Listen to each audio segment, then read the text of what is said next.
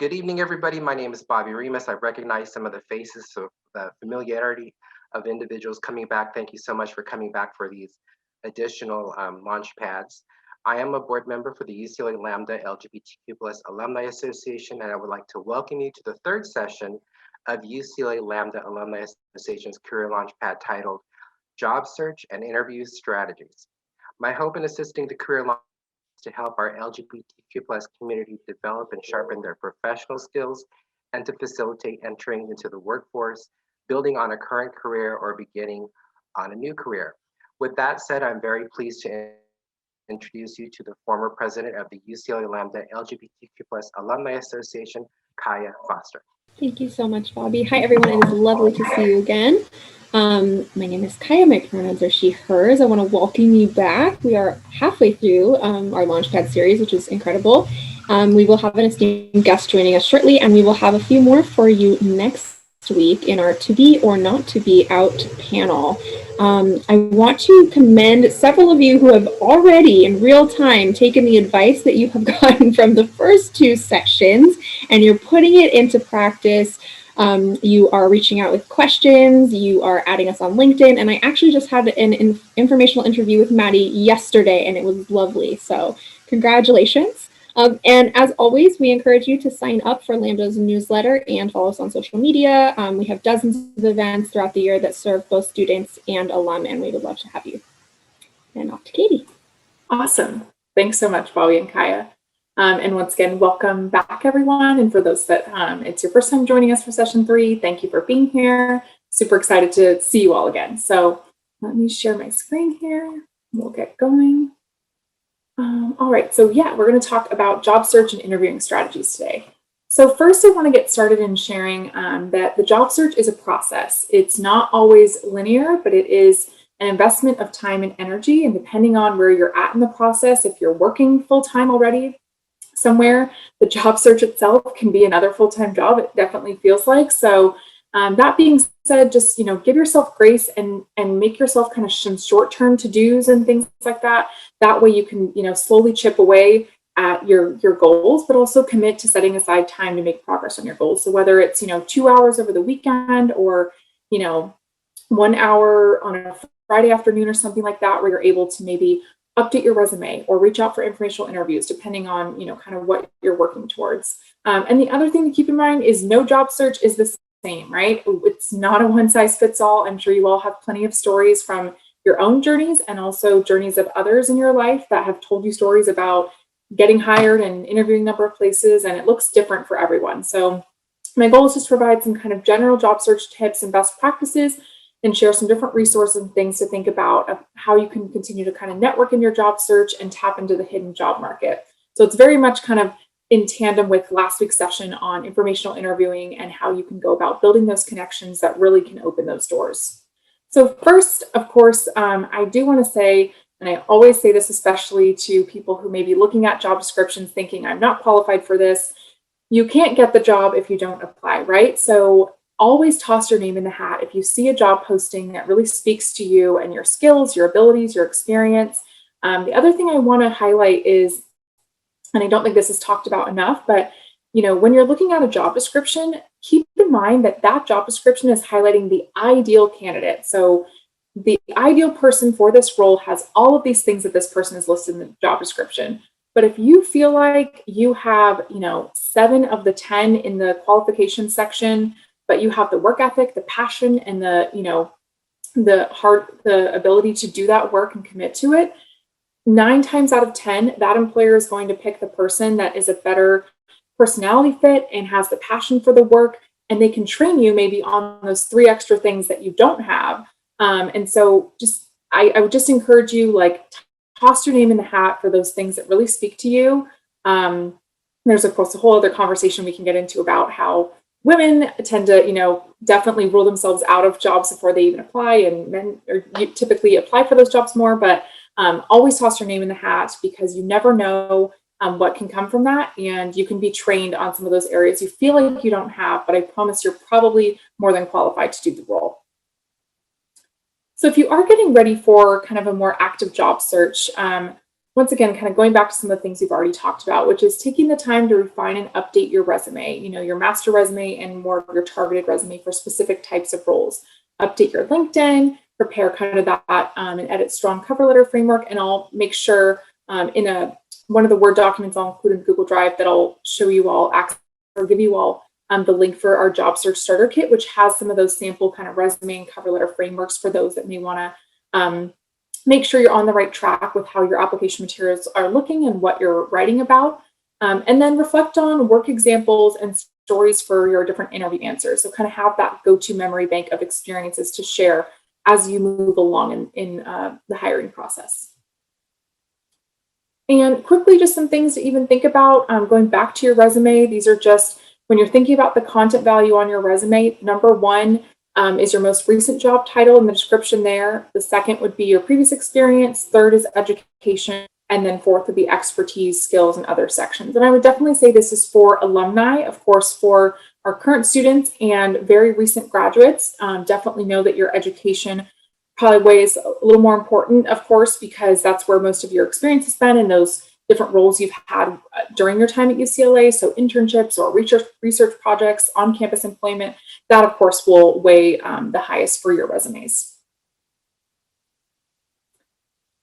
And then I'm curious, you all can take a guess at this in the chat.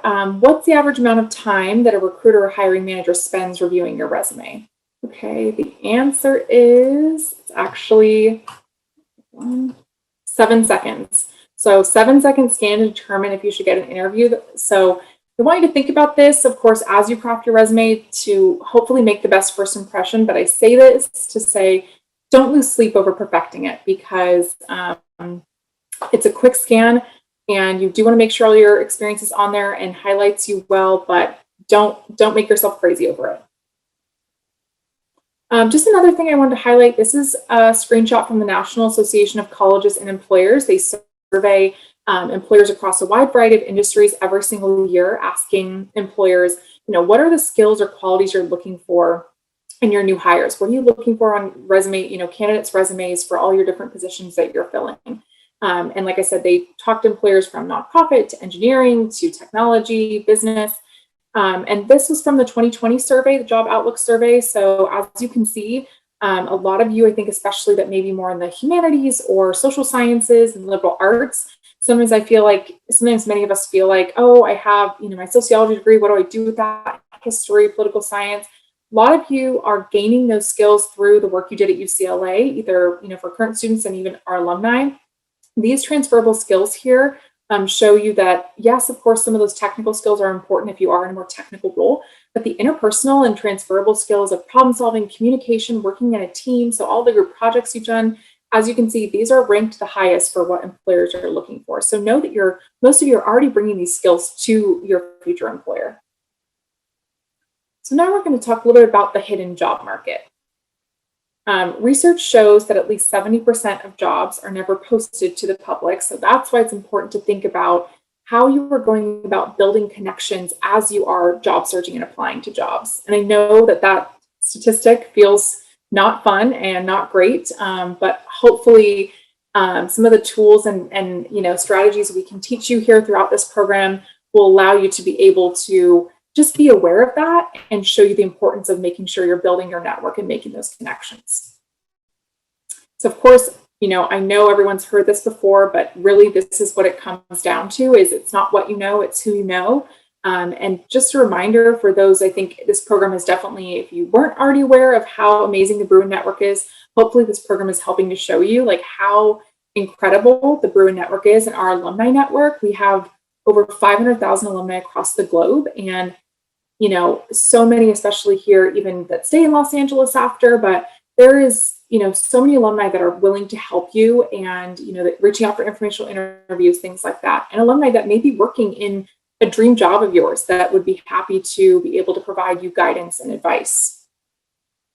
So here's just a few kind of networking referral highlights to think about what that looks like. This is from JobVite. They put out a survey.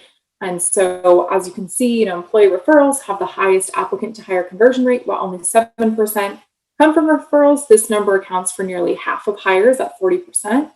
Employees hired through referral are hired 55% faster than those who come through kind of the formal career site. And then online job boards, of course, are still most popular for posting job openings at 69%. But as you can see, people find out through friends, 45%, social media, and then professional connections as well. And then one other kind of area we, of course, wanted to highlight is, like I mentioned last time, making sure you're joining UCLA affiliated groups on LinkedIn. The Lambda Alumni Association has a group on there, so make sure you go on there and request to join. I think some of you joined the UCLA Alumni group on LinkedIn, or you put in a request, so make sure that you're continuing to do that, and you can follow companies or organizations of interest on LinkedIn. That's a great thing. So think about those companies that you would like to work for someday, and make sure you go to the company page on LinkedIn, click follow, and then they'll come up on your news feed, and you'll also see when they have new job openings and things like that. I'll also show you how to set up the job search tool to kind of set up your career interests and job search alerts. So I'm actually going to stop sharing here so I can quickly show you that. Okay, so everyone can see my LinkedIn home screen. So once you're here, what you're going to do is go up here to jobs, and then just type in like a sample. So let's say I'm looking for a marketing role. You say marketing coordinator, Los Angeles, and so let's say I'm staying in LA. So just make sure you type in a keyword and a city and state, or kind of region. And then from here, what you can do, as you can see, there's 1,100 results. That's quite a lot to sift through. So I'd recommend for you all, utilize the filters at the top. So in experience level, for those that are recent grads or maybe early career, I would probably click entry level. Maybe mid-career, you could click associate. And then for those maybe still in school, internship. So let's see if I'm looking for an entry level, let's say I'm a recent grad. Now I have 400 results. And then I can also go here, click job type full-time, show results. So as you can see, it's narrowing it down. So it's a much easier pool for you to kind of look through. And then what I can do is, if this was, a search that I was happy with and looking for full-time entry-level marketing coordinator roles in LA, I click this little toggle that says job alert.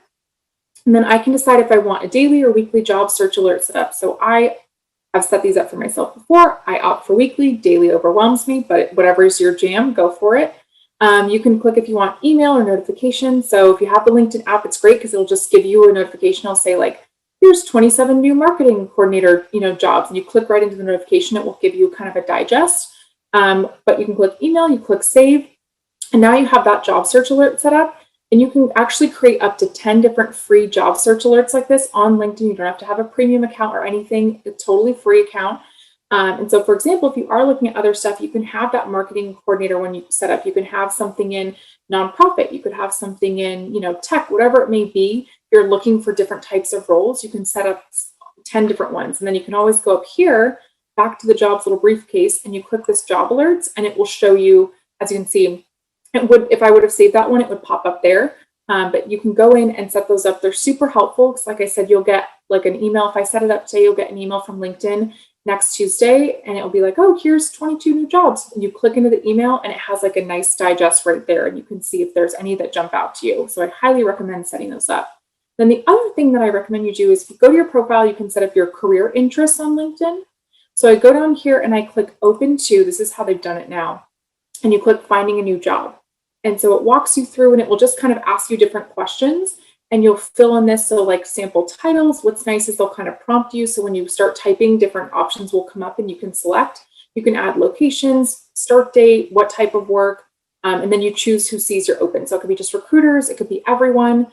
For many, if you're currently working somewhere, you probably want to err on the side of just recruiters because you maybe wouldn't like your boss to see open to work. So, just keep that in mind, but it's great. You can go in here and add your job preferences, and that will be saved, and recruiters can go to your profile and see the types of roles you're looking for. So that's setting up the job search alerts. And then I'm going to go back to my presentation here. Okay. So the other thing I want to highlight is job search websites. I think this sometimes for many people actually is wanting to make sure you know different sites to search on and apply to. So of course, just wanting to highlight some of the common ones. Many of you know about these already, but Indeed.com is great. Simplyhired.com is another great one. Ultimately, right, my goal here for you all is that you aren't applying to jobs on Craigslist. That's my ultimate goal. It's applying for, legitimate jobs on some of these great sites that do have more vetted opportunities. Another great one on the far right is idealist.org. There may be a lot of you interested in this one. Idealist is great for more kind of nonprofit, social impact, government type work. So if that kind of speaks to you and your career preferences, Idealist is awesome. There's also all kinds of volunteer roles for like, policy and advocacy type stuff on Idealist. They have awesome stuff there. LinkedIn, of course, Glassdoor.com now has job postings, and that's also where you can get great information about companies and salary information. Flexjobs.com, it is a paid, like you have to pay for a membership on FlexJobs, but of course, FlexJobs' big sell is remote work, which of course now is the norm. And then ZipRecruiter as well is another site that you can explore. So here, just want to show you, some that you may not have been utilizing before, but that you can go to for finding some of those more unique opportunities. And then it's important to track your progress. I know the job search process can feel overwhelming. It can feel defeating at times. It can feel, many moments of rejection through applying to things, spending a lot of time on a cover letter. And in 2 days, you get, thanks, we decided to move forward with other candidates.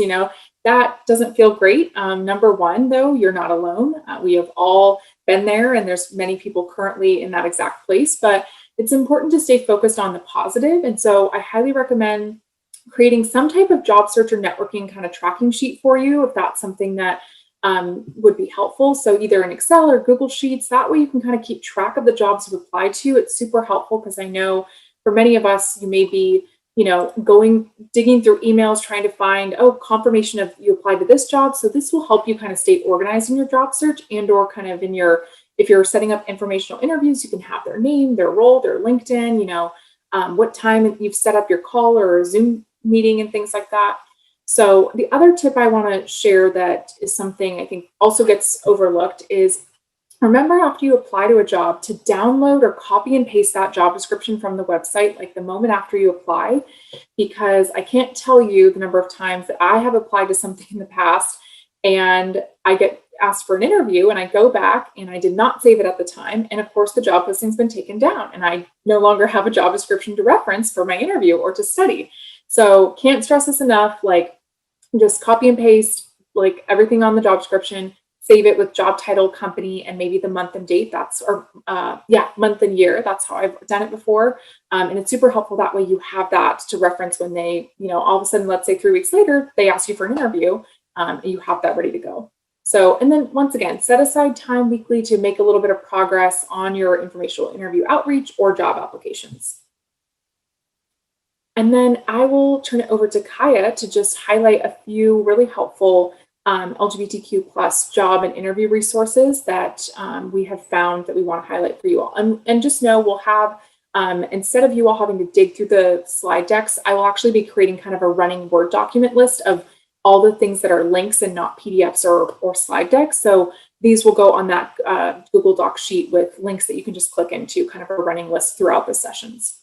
Thank you, Katie. And I did just want to mention, I wrote it in the chat, but the founder of FlexJobs is a Bruin, and I've heard her speak a few times, and she has a really interesting story about the research that they do on all the different types of people who are really served by remote work. And now that we're in the pandemic, I think we're all a lot more aware, but even prior to that. So I just wanted to let folks know in case that interests you, and just, in alternative modes of work and who that can serve.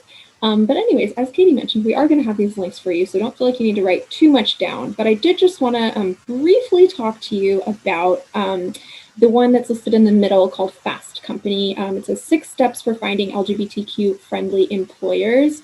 I did a lot of research in preparation for the Launchpad, and this article seemed to pretty much sum up what the rest of the research was in a very succinct and helpful way. And so I just wanted to really quickly read you the 6 tips, and I'm not going to read all the details associated with them because that will take too long, but just so that you kind of get a sense of what we're after. And I highly encourage everyone when you have a chance that you read it. So the first tip is to look for signs of an already diverse workforce. So this could be looking for whether there's communications on the website or social media about explicitly conveying a pride message or being inclusive and respectful of all people. Larger companies, in bigger areas may have more of these policies, and so it may be worth looking into the location of the company as well. The second tip is to check your employer's recent history. So you can just sort of do your research and look for, second and third sources that talk about the company. You can also look in journals and publications about that employer.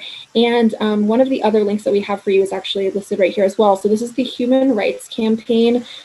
Creates a corporate equality index, which highlights LGBTQ friendly employers, and they have a report that comes out every single year. So when you go to that website, there's actually a search field, and you can type in the name of a company, and it will give you a score. And they have sort of different categories that they list per organization. So that is very, very helpful. It also says things here like you can search for a litigation history to see if there's been any lawsuits that have been brought against a company. Step 3 is to seek out official diversity and employment policy. So this can be a lot of different things. And again, I'm not going to go through everything here because we won't have enough time. But there are things like, do they have a strong anti-discrimination policy? Do they have an HR department? And what does it say on the HR department's pages? The fourth tip is to consider the benefits that a company offers. So some places that you might look for this are in something like in the healthcare coverage. There might be things listed like, does your health coverage extend to a same-sex spouse or partner, as well as are they thinking in terms of paid family leave, like who just gets leave? Is it just maternity leave in the traditional sense, or is it other types of paid family leave and paid sick leave? Step 5 is about asking about employee resource groups. So sometimes companies will allow employees to form sort of affinity spaces, either just to meet other employees or to work on issues within the company. And it's worth asking whether there are any of those. And the 6th step is to showcase your own skills and qualifications. We'll talk more about this next week when we discuss to be or not to be out. But if you put yourself out front, if you do decide to do that, then you'll get a very clear sense probably from the way that that employer reacts to you, whether they are LGBTQ friendly or not. Thanks so much, Kaya. Okay, we're going to just wrap up a few more slides here. Actually, I'll just pause there. Any questions that you all have just about some of the stuff we already shared about job searching, or I know there was a question that had come in from the registration too about how to not burn out sending applications and applying online versus cold emailing. And I think my best advice there, once again, I totally understand that application burnout, I think, is to, once again, give yourself breaks and take it in chunks. And so setting aside that time for, okay, I'm going to get in 2 applications in this weekend, and then I can spend an hour, during the work week, maybe looking up some new positions and kind of bookmarking those roles. So like break it up as best you can so that you don't feel as much as that burnout. And then another question I know that came in too from the registration was help with the follow-up process. So after you've applied, do you email, call, like what day out from application, like what to say? I know that's a common question for many of you, and I'll share a sample document in the Google Drive with some language of like what you could say in that email or message. I would say like after you apply, if you're applying cold from just online, if you have any type of email through HR that you can send, maybe I would say 2 weeks after you apply is probably fair, so that you could kind of check in and ask, what the timeline looks like for moving that hiring process along. I think 2 to 2.5 weeks is fair to be able to reach out and kind of get a status update. So I'll provide some language in that, but definitely you're okay to follow up and just kind of check in on the timeline, I'd say within the 2 to 2.5 weeks. Any other questions before? I know Jennifer's going to be joining us momentarily, so I don't want to jump in too much more, but any questions about job searching or other things that we brought up tonight? Yeah, great question, Shannon. I would suggest emailing within those 2 weeks. Yeah, it's a little less, I don't know, some people, I just feel like, especially nowadays, like people don't even answer the phone. They're like, why aren't you texting me? Why are you calling me? So I think I would use the email route for sure on that first follow-up. What happens if you don't hear back from them after the follow-up? What happens if you don't hear back from them when you follow up? Yeah, that's a good question, Mia.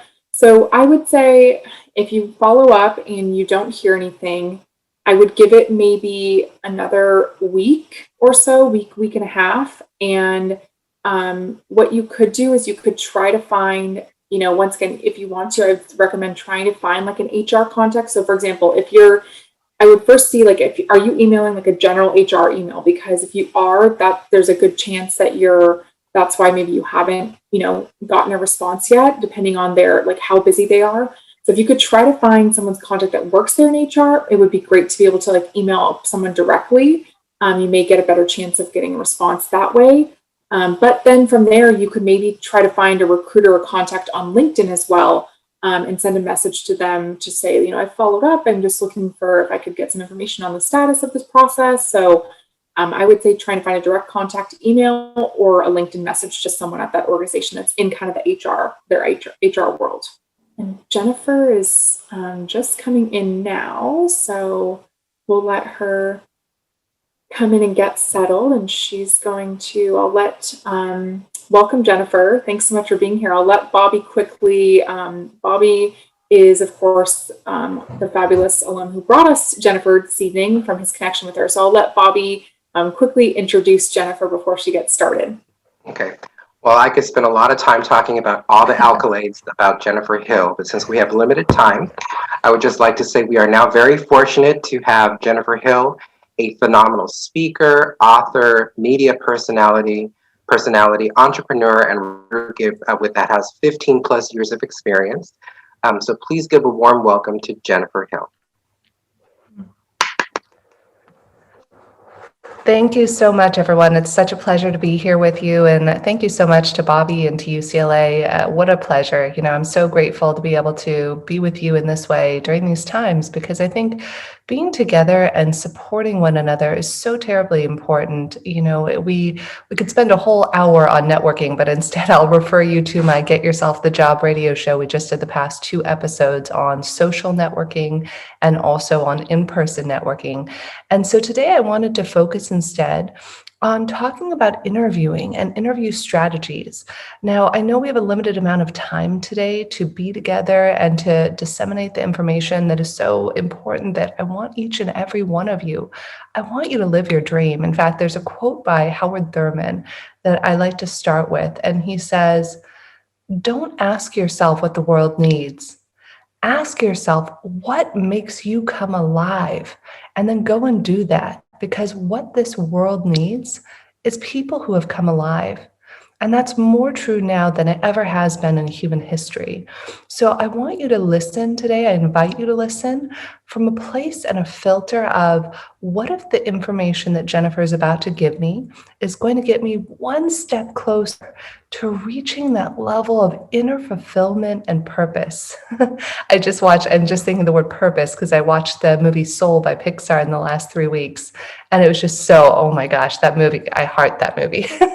Because it's so true. It's like, it's in the little moments in everything we do. Know that every interview you go on, every person you meet is going to help get you closer to fulfilling your purpose. So today I wanted to focus on some interview strategies. Now, again, I invite you to play with this idea of interview strategies because sometimes we can get very literal and just think, oh, job interview strategies. Although what you could do, and let's play around with this. Life is too short, guys. Let's have fun. It's 3:30 a.m. here in Portugal, and it's whatever time, 7:30 p.m. in, the United States and California. And so I invite you, bring play and fun to everything you do.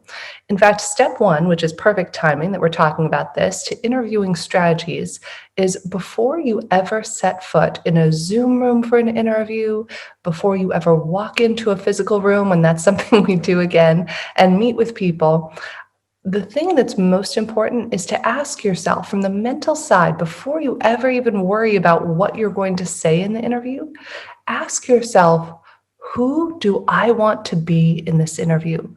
Who do I want to be? Do I want to be compelling? Do I want to be connected? Do I want to be authentic? Do I want to be playful, or do I want to be engaging? Do I want to be thoughtful? And, when you begin to ask yourself, this is what's called ontology, the ontological way of being. Who do you want to be in that interview? Then everything begins to emerge. The words you say, the actions you take, the thoughts that you think during that interview. Once you've chosen who you want to be in the interview, everything else begins to unfold from there. Now, I do want to focus today a little bit on the interview questions and the preparation for interviews, although I can tell you there's so much great information out there, and you can find my book, Stop Hoping, Start Hunting, A Job Seeker's Guide to Finding a Dream Job. And I think I made it next to free for people on Amazon. So in that book, we really get into, we spend a whole chapter on the mental side of your job search. And so play with it. And we also, actually, ironically, I forgot a lot of the stuff we're talking about right now. We're doing a 3-month special from January 1st until the end of March on my Get Yourself the Job show with my co-host, Brandon Maslin. So we're really bringing in experts and deep diving into each one of these topics that I'm highlighting today. So let's talk about interviewing. Step one, aside from, we'll call this step two. Step one is obviously set your intention of who you want to be. Step two is properly prepare. There's a term that I like to call PEP, productivity, efficiency, and performance. So why does an employer want to potentially hire you? They want to hire you for your PEP. Where are you going to increase productivity, efficiency, or performance? Where have you increased productivity, efficiency, or performance? Or where could you increase productivity, efficiency, or performance? So that's what I affectionately call PEP, P-E-P. And before you ever go into an interview, in the same way that you want to kind of set your inner intention of who you want to be, you also want to spend, I would suggest, at least an hour preparing for an interview. I also spend a lot of my career now hosting television shows with prominent celebrities like Deepak Chopra. And I'll tell you, when I'm doing an interview for on camera, which is no different than a job interview, like you would laugh. If you could see my desk right now, I have notes upon notes of things that I'm prepping for. So know that, say you have an hour interview, you want to invest at least an hour equal amount of time in that prep work. I realize, guys, by the way, that we're going through this very quickly. And, Kaya or Bobby, if you can help me, if anybody has questions, please don't hesitate to raise your hand, because as much as I, have some things I'd love to share with you today, I also want this to be about you. So if you have burning questions as I'm speaking, or if I say something that doesn't resonate with you, or you have further questions about it, just raise your hand. Perfect. And you're welcome to throw the questions in the chat. That's perfect. Thanks so much. Yeah, so going back to the interview and preparation. Before you go into interview, you want to come up with the 3 5s. 5 reasons why they should want to hire you. 5 reasons why you would like to work for them. And 5 questions about the position. So I'll give you some kind of high level. If you do this, I promise you, set the intention of who you want to be and do the 3 5s, the interview's already 90% done. That's over half the battle. So let's talk a little bit more in depth about what are these 3 5s and how they can make the greatest impact in your interview. So when we're talking about the reasons why someone should want to hire you, this is a lot of fun, because when you learn to do this in any circumstance, there's a technique called blocking and bridging, which you tie into proactive interviewing. And that means that no matter what question you're asked in an interview, like I'll give you a very obtuse example. Let's say you sit down and Jill Jones, who's the CEO of XYZ company, says, "What's your favorite flavor of ice cream, Bobby?" And you're like, "What is ice cream?" You never know in interviews today, by the way. With behavioral interview questions, they might ask you anything. But let's say they say, "What's your favorite flavor of ice cream?" The 5 reasons that we talked about of why they should want to hire you, you can use a technique called blocking and bridging over to one of those 5 pre-planned talking points. And so that's what we call proactive interviewing. So here's an example. Jill says to me, what's your favorite flavor of ice cream? And I would say, "Oh my gosh, Jill, you know what? Thank God for Rocky Road ice cream." You see, about 5 years ago, I was working on this huge merger project. And, I remember it was 3 a.m. I hadn't eaten for 18 hours. And thank God they had some Rocky Road ice cream. And I remember I had a couple scoops of that. And that's what got us through. And I remember it was like a $800 million merger. And it's one of the things I'm most proud of in my career, because what I learned from it was X, Y, and Z. Now, notice how that all just got woven together. So that's a technique that I'm so passionate about called proactive interviewing. Now, we could get into a whole spiritual talk about proactive living, but we're going to leave that for another thing. If you just proactively do anything rather than reacting and being like that guy from the Matrix, life is just going to work out, poof, miraculously well for you. So think of these techniques not just solely as interview techniques, but as life living techniques. So let's go back. So the person who's prepping, the 5 reasons why they should want to hire you. Notice that the example that I blocked and bridged over to was not, oh, I'm so nice, you should hire me because I'm so nice. No, really, I'm really nice. No, that's not going to get you very far in business. That's not going to get you very far in the job hunting world. So I invite you instead, you might want to play with something and say, okay, what was it when we're talking about productivity, efficiency, and performance? What was a problem you solved? Did you organize? Did you save money? I remember years ago, I had a woman who worked at one of the largest law firms in the world. And she said, well, Jen, I had this person I worked with, an attorney, and her files were all over the place. So I coded them yellow, green, and red. And still to this day, 20 years later, she uses this color coding system. Now, notice that it's a really clear example of increasing productivity, efficiency, or performance. So when somebody asks you in an interview, why should we want to hire you? Talk about a problem that you solved and a way that you solved it that added value for the organization. Now, when you come up with these 5 points of why they should want to hire you, it's an action followed by like a deliverable result. That is your whole interview. They can ask you any question in the interview from what are your strengths, tell me about yourself, and you can use those 5 points and easily and effortlessly weave those 5 points into any interview. And it is going to just be, it's going to be fun for both you and the interviewer. As somebody who professionally interviews people on television, as well as, spent 15 years in the recruiting world doing interviews with people too, it can be painful on our end. I've done it even on TV shows, rarely, but it does happen, where it's like pulling teeth and it's like, why, what about this? Why did you write this book? Why did you leave here? And it's like kind of that Eeyore, like very boring. It's not fun. So make their life easier. If you make the interviewer's life easier and you're offering up on a silver platter these reasons why they should want to hire you, everything is going to work out seamlessly.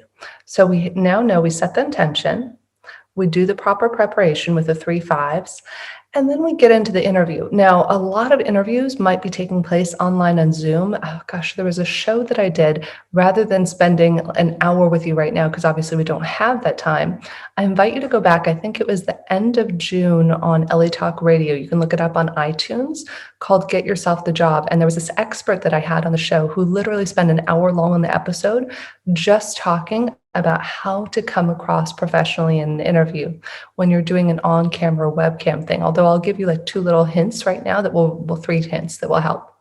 Number 1, if you have any sort of light, if it's dark, I use personally a Razor camera. It was worth the $75 investment because I like that it has a built-in light and a built-in camera, so everything looks nice.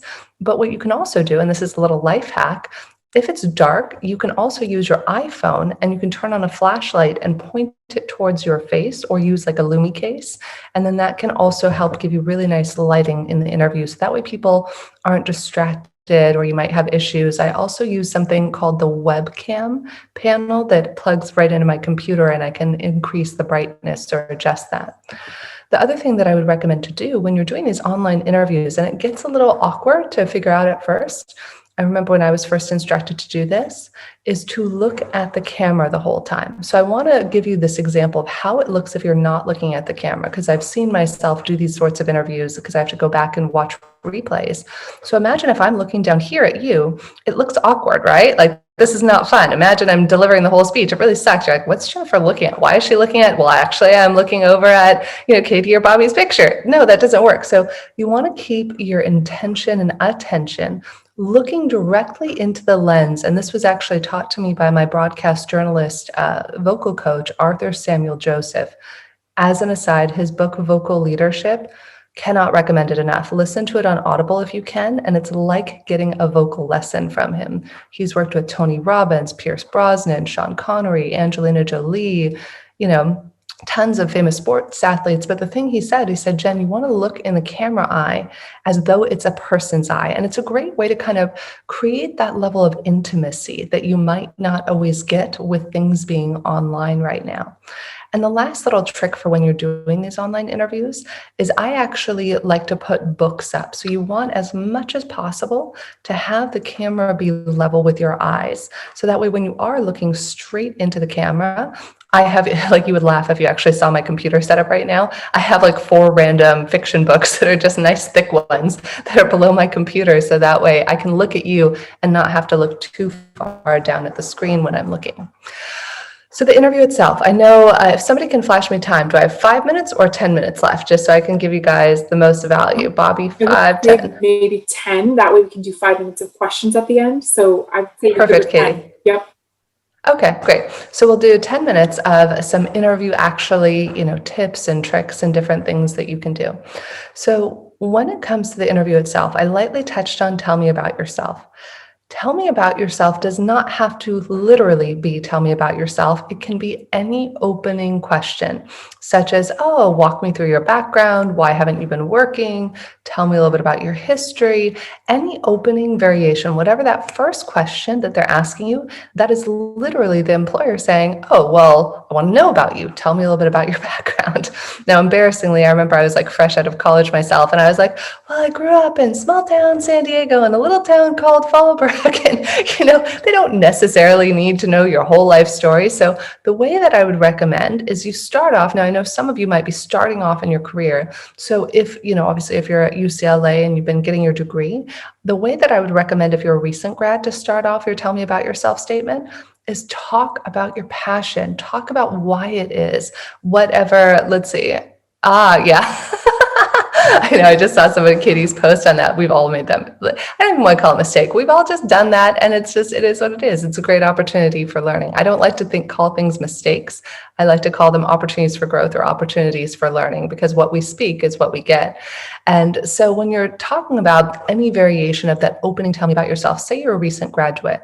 If I were in that position, what I would do is I would start off with why I'm passionate about that industry. I would say, gosh, I chose the area of political science because from when I was about 11 years old, I remember reading a paper by Ruth Bader Ginsburg. And I thought, gosh, my life's goal would be to do something that I can contribute in the world. So that had me get into political science because I'm debating whether or not I'm going to go to law school in the next 2 years. And, I think that what matters most is just to know that I am extremely diligent. Why I think I would be a good resource or the right person for this position is that I'm going to couple my passion with law and political science, along with my willingness to work hard. In fact, I can give you a great example of that. I remember it was my last semester at UCLA, and I was working on this major paper that I had to write for my poli-sci class. And I got stuck. And so I went out and did some research, and I actually reached out to a person on LinkedIn who was a judge who used to be at the state court. And I called and got some questions, and I incorporated that into my paper. Now, notice what I just did there. I gave specific evidence to support what I'm saying. So many of us go into an interview and we'll say, oh, I'm hardworking, oh, I'm detail-oriented, organized. But if you don't give an example of where you've done that, it could be a school example, it could be any sort of work, volunteer, or otherwise that you've done, that's what people are going to remember. And I know one of the most important things in any aspect of an interview, be good at storytelling. Have these little stories. Notice I had a beginning, a middle, and an end to that story. I said, oh gosh, when I was in college, it was this, my last semester, then there was the middle, and then there was the end of what I accomplished by reaching out to this particular judge. So you want to be able to tell stories, because the cool thing is stories are sticky. I remember I had a co-host on my radio show years ago, Allison Garrido. She has great information, by the way, on her website. I would highly recommend it. And she said, she gave a great example. Let's say that you have two people equally, eligible for a job. And person A says, I was walking down the street and there was a stick in the street, so I moved the stick and I kept walking. Now imagine person B says, I was walking down a wide thoroughfare that was trafficked by about 10,000 people a day, and there was this oversized branch that was causing a backup on this particular thoroughfare. And so I was able to move this branch, and an extra 5,000 people a day were able to walk down that thoroughfare with ease and effortlessly. That would be an example of, oh, thanks for putting up Allison's stuff. I love Allison. She's such a phenomenal career coach. And so she was the one who gave me an example of that. And again, that's a really old show that we did many years ago that you could probably find online. So some of the trickier questions, because I know we're down to the last 5 minutes, and I often get asked these questions of like, how do I answer the question about what a weakness is? Or how do I handle it if somebody says, tell me about a challenging circumstance or a person that you've dealt with? Let's start with the weakness, and then we'll touch on the latter. When you're asked the weakness question, it's important to acknowledge something that you're working on, but without making it dramatic or getting into like the heaviness of it. I remember years and years ago, somebody was literally going into an interview, and it was my mistake. I waited till the last minute, and I'm prepping her right before she goes in the interview. So I asked her, okay, what's your biggest weakness? And she said, oh, Jen, I have this thing where I love my attorney so much that I stay up late every single night and I show up late to work every day. No, terrible idea. Cancel. That is not what you say in an interview. So instead, you want to actually talk about something you're working on. You want to talk about something that is an opportunity.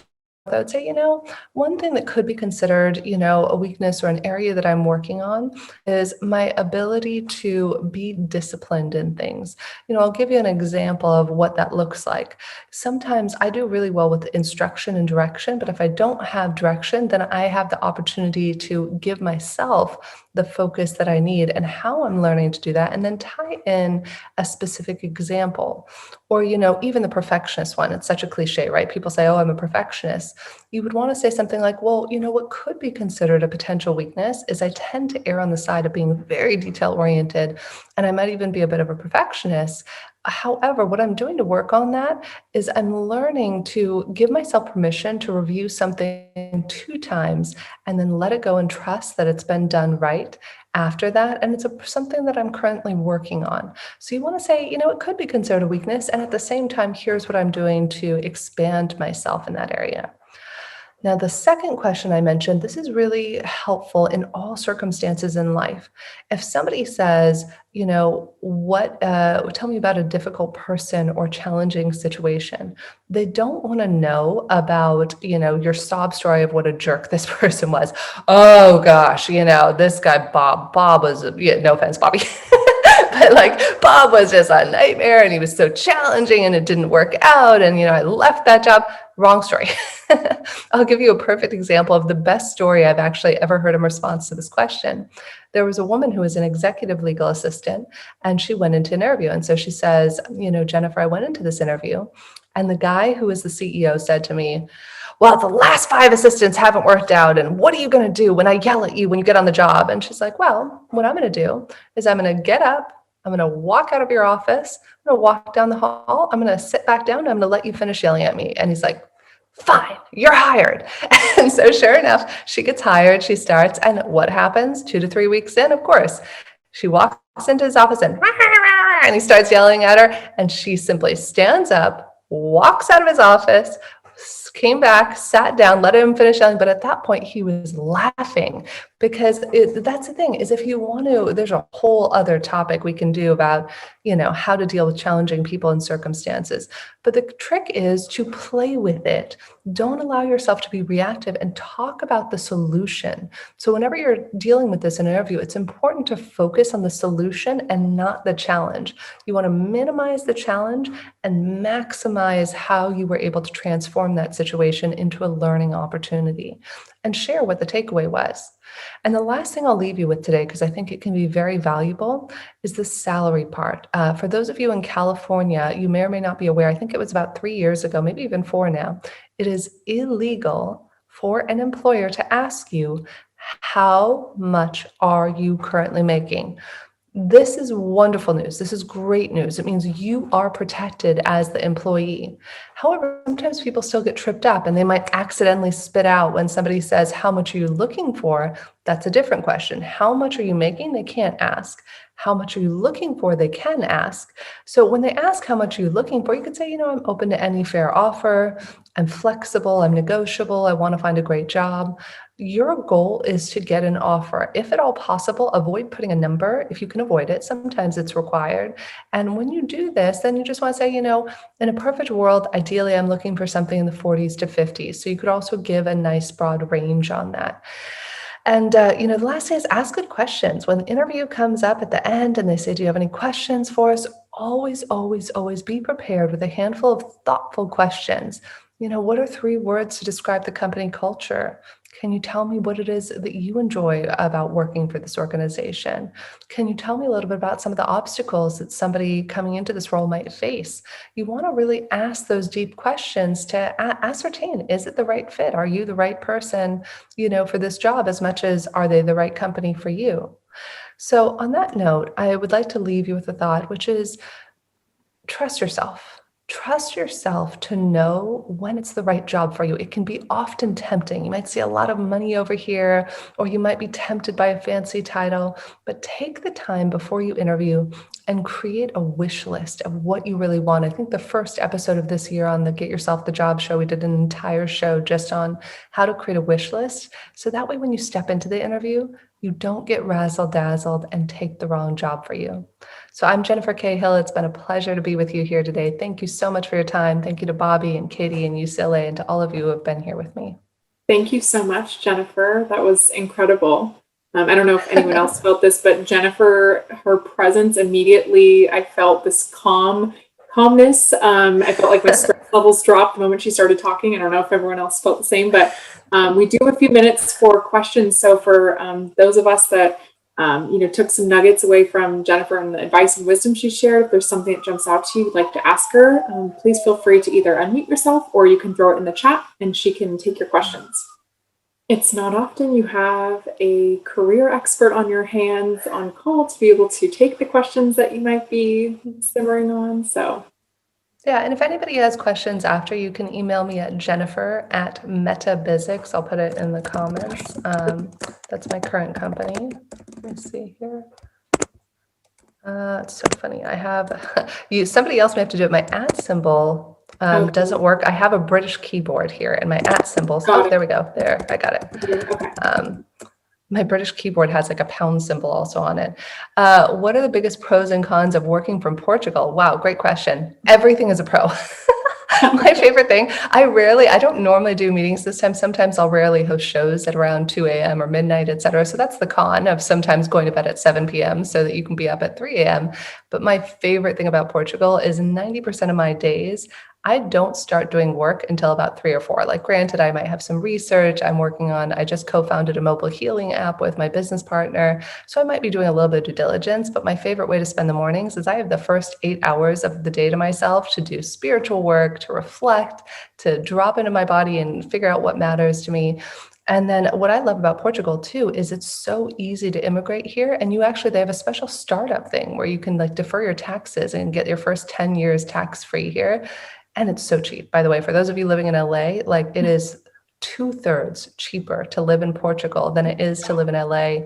And you cannot even imagine how fabulous and wonderful the people are here. I mean, I just am so deeply grateful to be able to live here. I've been living here about 3 or 4 months, and I was living in London and Paris before that. Paris, fabulous, really expensive. Shell shock, having moved from Paris to here in October. It was amazing, but I was like, holy moly, I didn't realize you could have a cup of coffee for less than €5. Let's see, mid-career question. What's the best way to make up for lack of experience during an interview? Really wonderful question. So when it's making up for lack of experience, I would first invite you, because I'm huge on words. I host a lot of shows with spiritual leaders and so forth. And so words are important. Instead of saying make up for, so I think it was Jared who said that, I would say, what's the great way to enhance? So instead, let's say, how do you enhance, the areas that you might be lighter on? when you go into an interview, you can, if somebody says, oh, do you have experience negotiating contracts? And let's say you've never done that before. You always want to play the yes and game. So, yes, that's a good question. Notice I didn't say, yes, I have contract experience. Yes, that's a great question. And, the closest thing that I've done is that I have helped, review different things here or there. So you try to find, other avenues of something similar you've done. An employer just wants to see that you're willing. That's the most important thing. The worst thing you can do in an interview is say, no, I can't, no, I don't, or no, I won't. You always want to say yes, and yes, that's a great question. And it's something I could teach myself very quickly. I'm sure I could watch a couple YouTube videos on it. So I hope that helps. And then Christina, mid-career, is there a way or some strategies for learning the higher salary range before putting a lot of time and work for a job that pays less than I currently make? Yeah, great question, Christina. So there's a couple of ways to do that. Number one, the old company I used to own is recruiting. If you work with recruiters, they know the salary range. Number two, you have things like Glassdoor. So you can often research the company on Glassdoor and see what sort of compensation it is. You can also just Google, and sometimes if you Google what the general salary range is for a particular position, then you'll have a general sense of the job. So that's why you want to give a nice broad range. If you're higher up, and this is one of my favorites, if somebody says, what are you looking for? And you could say, I'm looking for something in the low to mid hundreds. Voila, you just encompassed quite a bit. Let's see, any other questions? Cool. I think that's it. Any other questions for anyone? Any final questions? All right. Thank you so much, Jennifer. This was amazing. My pleasure. Yeah, it was my pleasure. I don't know if you got to see all the thank yous coming in through the chat, but there was a lot of gratitude for the advice you shared. And I think just your overall presence and reminders for people that, of their value and everything like that. So thank you so much for all of your wisdom here tonight. Yeah, it's my pleasure, Katie. There will be a recording for folks to watch later. Yeah, thank you guys. It was such a pleasure. Thank you, Bobby, for thinking of me. It's a pleasure to be here with everybody and just wishing you guys happiness. You were phenomenal as usual. Thank you. We have a student asking in the chat. I'm sorry, Mia, I don't know if you're a recent grad or a current student, but asking if you're open for informational interviews, Jennifer. Yeah, absolutely. So feel free to send me an email at the Jennifer@Metaphysics and reference the UCLA thing, because I get lots of emails, and mention it. And I'm certainly happy to always do informational interviews or help people pay it forward in any way that I can. So please don't hesitate to ask. Thank you. We're very grateful for your generosity. Thank you so much for being and here. We'll make sure Jennifer's email is in our follow-up email, so that if you didn't already jot it down from the chat, we'll make sure her email is included there in case you want to reach out.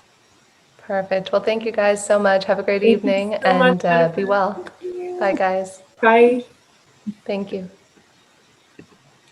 And I'm glad actually that Glassdoor came up, because that's not on that article about how to check for LGBTQ plus friendly employers, but it's a good one to add. For folks who are not familiar, Glassdoor lets you look at anonymous reviews from people who have worked in companies, and you can learn an awful lot about company culture and other things, including salaries. But it is definitely somewhere you could check to see if a company is sexist or homophobic. People will let you know. I was going to say Glassdoor has the mixed bag of everything from the really great to the really bad. And keep in mind when you are looking at some of those reviews, just know, obviously, you don't know the background behind someone's review. So they could have been, fired wrongly.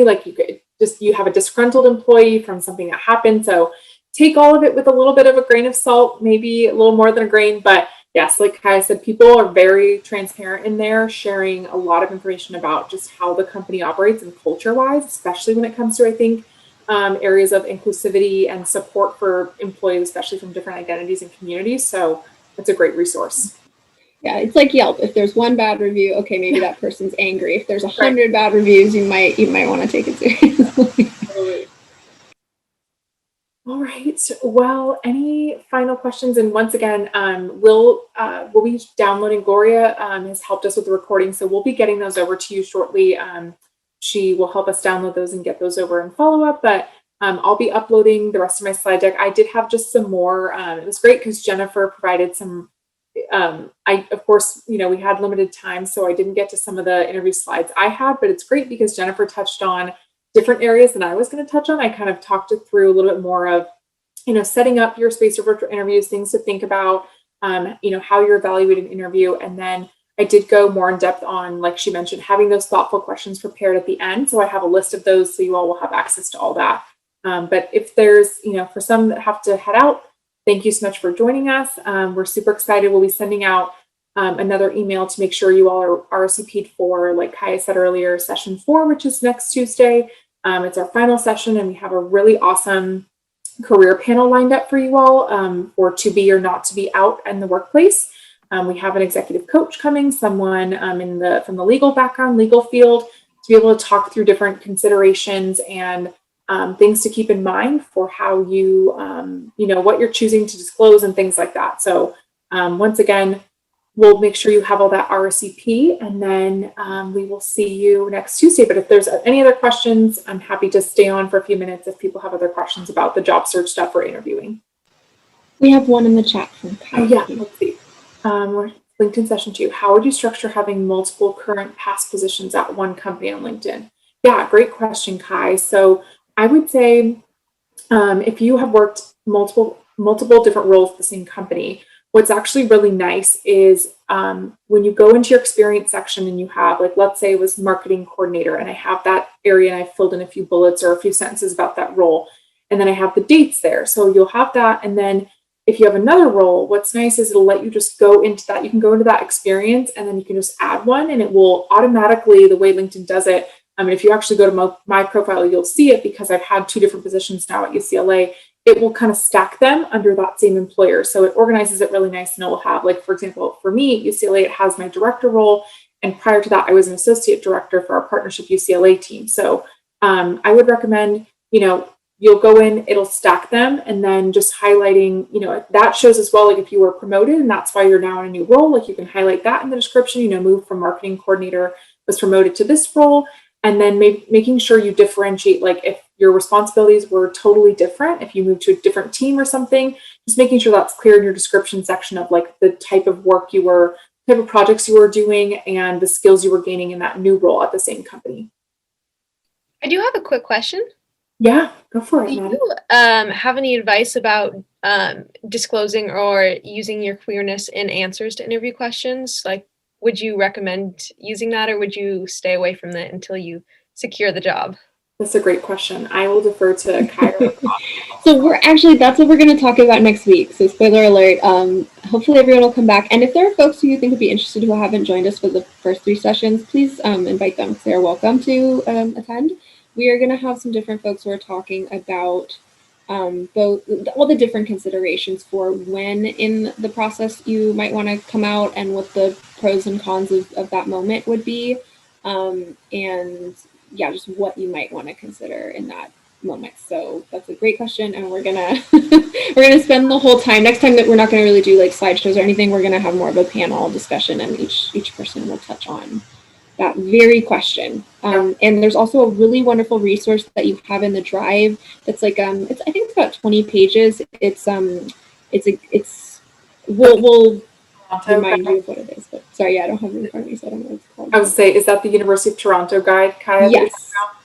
Yeah, there's some really good considerations in there as well, and we will reference those next week. Awesome, thank you. Oh, Katie, well, I guess we could just mention also, Katie found a really great resource that you're going to have available that is about how you might want to dress, either for an interview or when you're hired. For a lot of us, we may not feel like we want to dress in, like, the really traditional gender norm, heteronormative expectation of what professional clothing looks like. And so Katie found a really great resource for some different inspiration for professional wear. Yeah, I just put it in the chat for those that are still here, but it will be on the Google Doc sheet with all the other, like, just online links. That way we can kind of have just this running list for you. But yeah, it's great. It was shared. I think a university helped create it, but it's a Pinterest page with non-binary professional attire, and it's really great. All right. Well, thank you, everyone, and we will be in touch. And once again, like Kaya said, if you have others that you feel like, both students and alumni friends that would feel like next week's session and panel will be valuable for them, please feel free to invite them. The more the merrier. So we look forward to seeing you guys next week. Take care, and we'll talk to you soon.